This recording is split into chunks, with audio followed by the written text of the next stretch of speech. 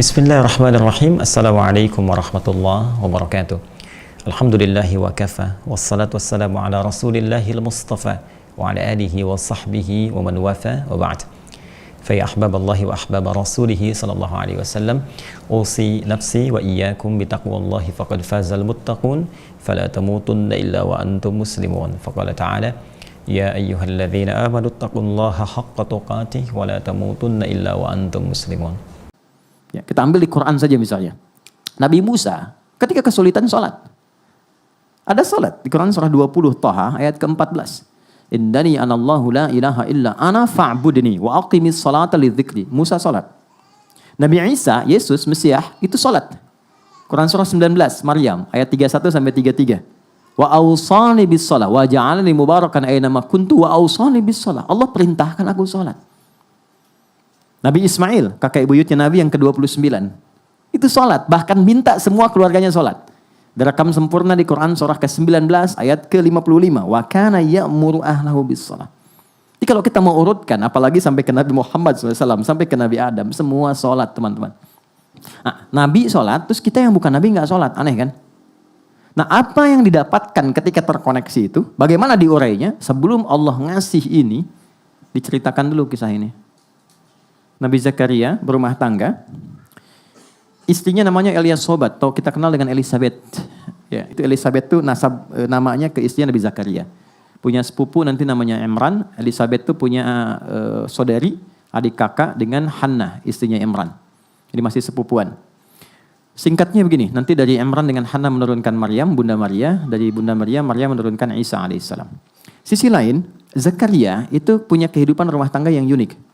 Setelah berumah tangga cukup lama, mohon maaf, fisik sudah semakin juga letih, rambut sudah memutih, tapi secara medis istrinya divonis monofos dan mandul. Mohon maaf. Jadi klinis mengatakan nggak mungkin punya keturunan. Apa yang terjadi? Ini tanda pertama ya. Ini tanda pertama. Tapi harus yakin. Kalau ada manusia mengatakan ini nggak mungkin, itu tanda dari Allah supaya kita dipaksa langsung terkoneksi dengan Allah dan mengabaikan semua pendapat manusia.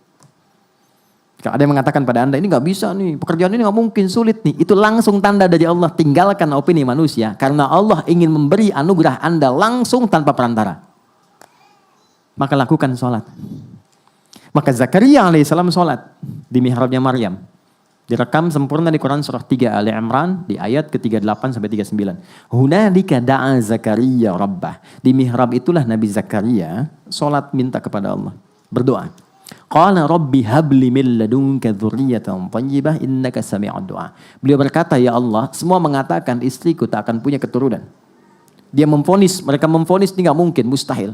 Maka aku memohon saja kepadamu yang tidak punya batas dalam pemberian. Sifat Allah yang memberi tanpa batas disebut Wahhab. Cara memintanya hab.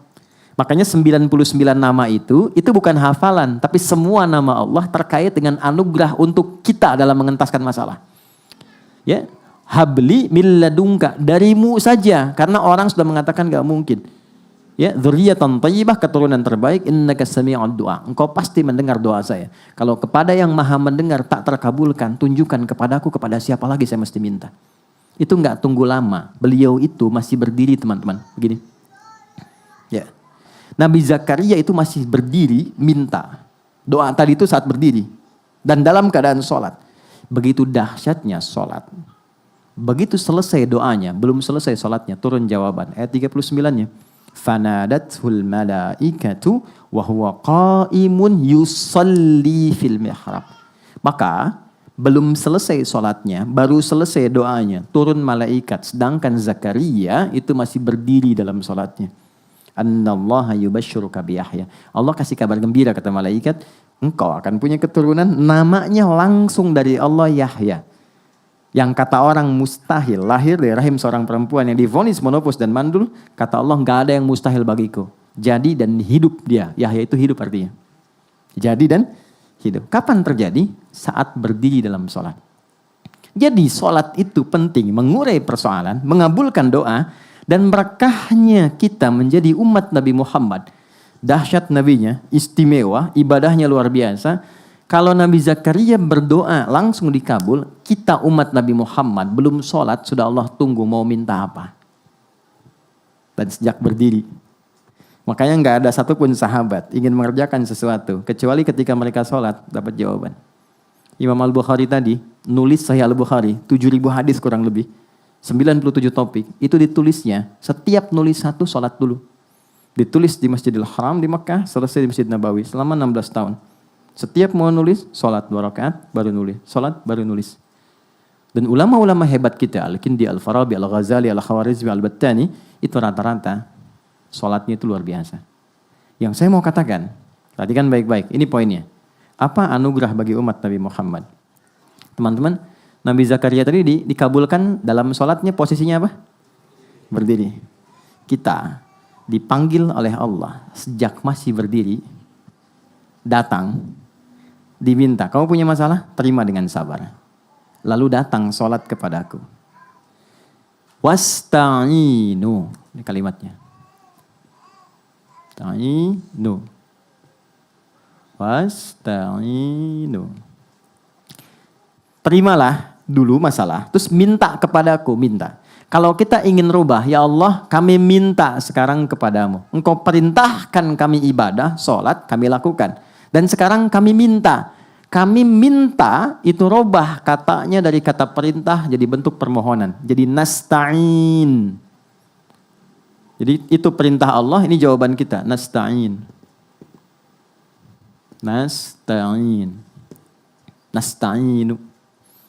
Kalau kita katakan, ya Allah engkau perintahkan, sekarang kami minta kepadamu, hanya kepadamu.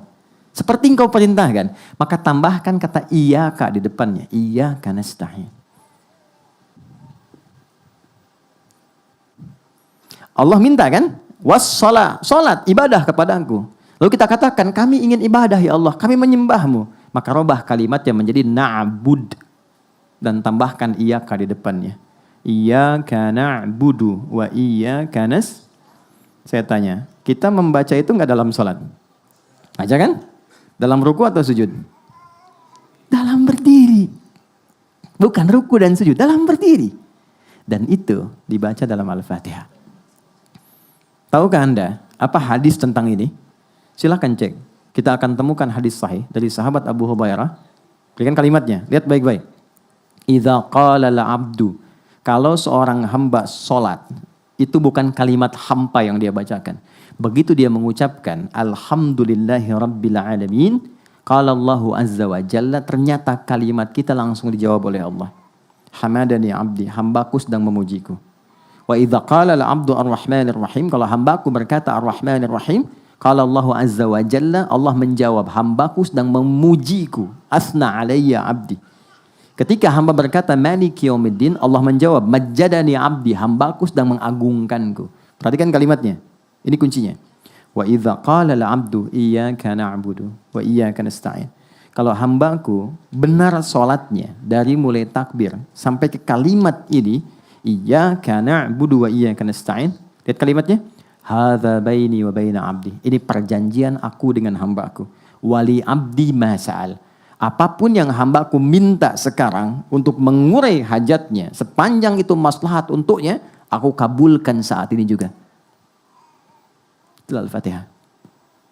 Jadi ini dahsyat teman-teman. Bukan formalitas. Makanya Al-Fatihah itu dibikin gampang sekali untuk umat Islam. Mau orang Arab, yang non-Arab, ini paling gampang. Ini. Karena saat diminta baca, itu bukan sekedar formalitas rukun sholat, bukan. Di balik itu ada anugerah yang besar. Dan dahsyatnya ini hanya diberikan pada umatnya Nabi Muhammad SAW. Tidak pada yang lain. Keterangannya ada di hadis Muslim, nomor hadis 806. Rawinya Ibnu Abbas, subtopik nomor 43, topik nomor 6. Singkatnya, kata Nabi, aku tiba mendengar suara terbuka, pintu terbuka dari langit, turunlah malaikat Jibril. Singkatnya mengatakan, Muhammad kau diberikan 2 cahaya. Yang tidak diberikan pada nabi-nabi sebelum kamu. 2 cahaya itu adalah 2 ayat terakhir surah Al-Baqarah, ayat 285 dan 286, serta Al-Fatihah. Belum selesai hadisnya. Tidaklah dibacakan setiap hurufnya, kecuali setiap hajat umatmu itu akan dikabul. Setiap permintaanmu akan dikabulkan. Ini yang menjadikan Al-Fatihah sering kita bacakan. Baik dalam sholat ataupun di luar sholat. Sekarang kita terkoneksi dengan Allah, minta di hadapannya. Yang dibacakan perintah Allah, jalurnya lewat Nabi, janji Allahnya sudah pasti. Problemnya, kenapa yang kita minta kadang belum terkabul? Harusnya otomatis. Nah inilah di sini kemudian titik kita belajar. Boleh jadi cara membaca kita tidak seperti cara baca orang dulu.